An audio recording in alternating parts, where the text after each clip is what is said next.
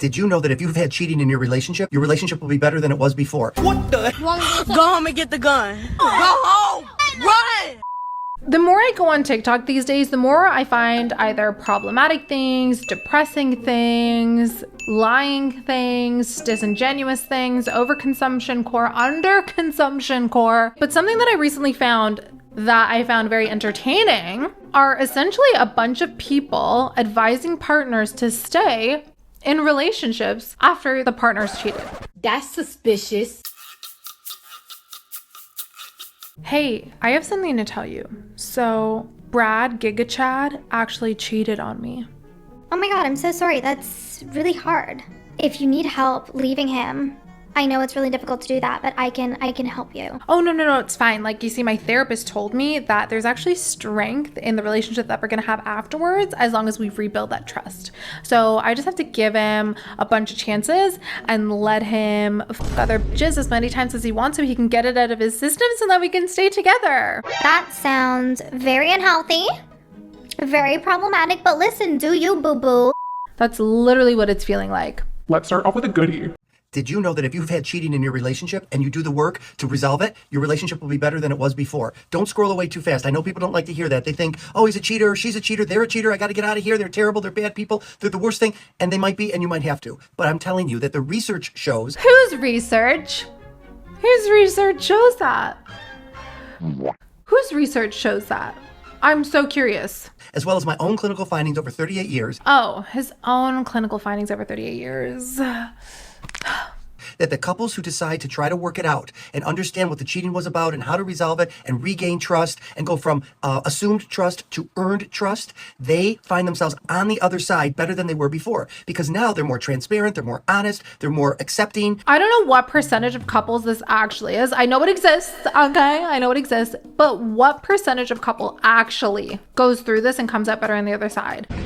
That's actually an interesting question. Okay, so I'm gonna let you in on a little secret, okay, a little bit of a personal tale of Sadithebadi.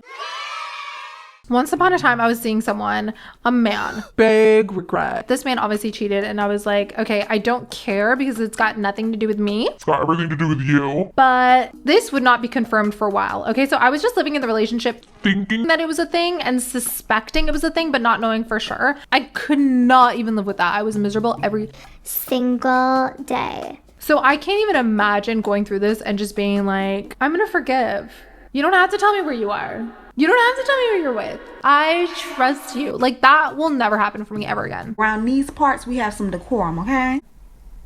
hello. I'm not even crapping on the girls who decide to make it through because more power to you, but 99.9% of the time, they cheat because they don't care about you. I love him.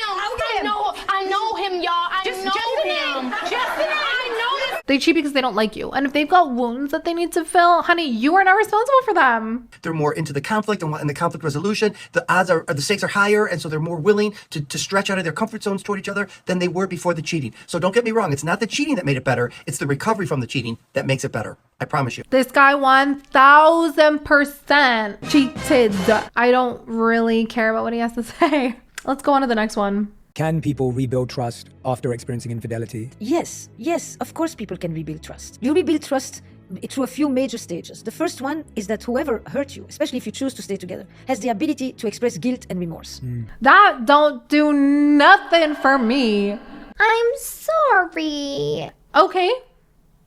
The door's over there. Okay. I don't know. Is it just like, also she probably cheated too. I find anyone who is pro staying either somehow had a unicorn experiment, some kind of anomalous relationship resurrection, or you cheated yourself, or you're out here to make that guap. It's one of the three. You cannot steer me any other way. Otherwise, leave. Cut his ass off. Bye, bitch. That's how I feel. I don't think I'm ever gonna change. Ew. I do not share. Anna, ooh. For hurting you. That acknowledgement is fundamental. Then it's the ability to basically become what I call the vigilante of the relationship. It means it's your job now to say how much you value the relationship and to protect the relationship. let's say I got cheated on today in 2025. In 2050, I'm gonna be holding this man to it like, do you remember what you did in 2025? I guess I'm only gonna be like in my 50s at that point, so I need to relax. I'm not gonna be with a stick, but do you remember what you did? I will monopolize it, because how dare you disrespect me like that? Like, I could never get over it. Even if it wasn't 2050, if it was 2080, I'd be like, can you hear me? You fucked that bitch. And then number 3 is to explain, to talk between the people. Why did you do this? What did it mean to you? And then what did it do to me? Those 3 stages. In the crisis phase, remorse, guilt, acknowledgement. In the insight phase, you are the vigilante, and together we explore meaning making of this crisis for us. What are we going to do with this? And then phase 3 is, if we do stay together, what's our vision for who we want to be? No, we will probably not go back to what we were, because what we were may have been part of why we got to where we are. I personally feel so much toxicity coming out of that. I ain't out here to be no vigilante. Okay, I'm not like... What am I supposed to be doing?